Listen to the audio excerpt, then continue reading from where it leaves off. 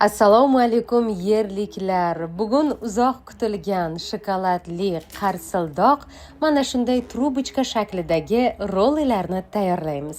Tayyorlanishi juda ham oson, oddiy, hammani qo'lidan keladi. Shunchaki ba'zi bir qoidalarga amal qilsangiz, u shunday qarsildoq bo'lib chiqadi. Tayyor bo'lsangiz ketdik. Qaytgancha bu shirinlikni qarsillashini bitta eshitib ko'ring.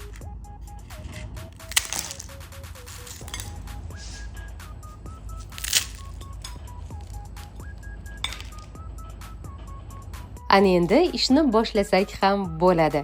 Demak, birinchi navbatda ikkita tuxumni chaqib, oqidan sarig'ini ajratib olamiz. Qaytgancha bu shirinlik uchun bizga ikkita tuxumni faqatgina oqi kerak bo'ladi. Sarig'ini boshqa narsalarga ishlatsangiz ham bo'ladi.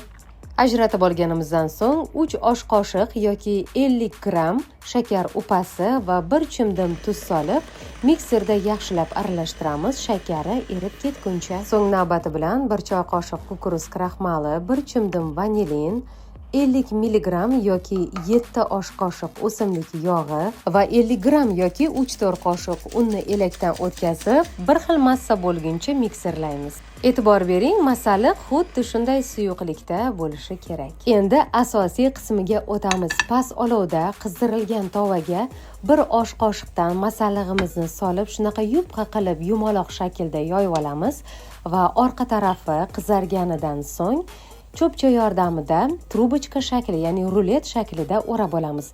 Agar tovani o'zida issiqligida o'ramasangiz, masalliq qotadi va siz uni trubochka shakliga keltira olmaysiz. Mana shu jihatiga e'tiborli bo'ling. Albatta, ushbu ruletlarni tayyorlayotganda tovani olovi past bo'lishi kerak, shunda u singib mana shunday qip-qizil bo'lib pishadi. Men ruletlarni o'rashda oddiygina rolli va sushi yeydigan cho'pchalardan foydalandim. Mana ko'rib turganingizdek, ruletlarni o'rab bo'lishingizga qotadi va u ichiga masalliq solishga tayyor turadi.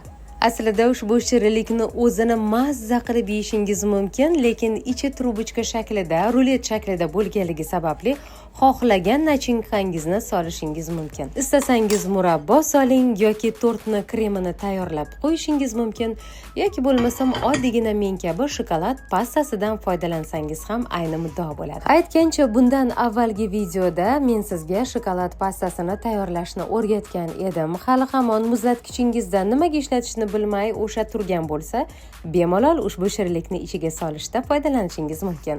Qarsildoq rollerlarimiz tayyor bo'ldi. Ichiga men shokolad pastasini soldim. Agar sizga shirinlik yoqqan bo'lsa, yerliklarga ulashib qo'yish yodingizdan chiqmasin. Hurmat bilan Qunduzxon Abdullayeva.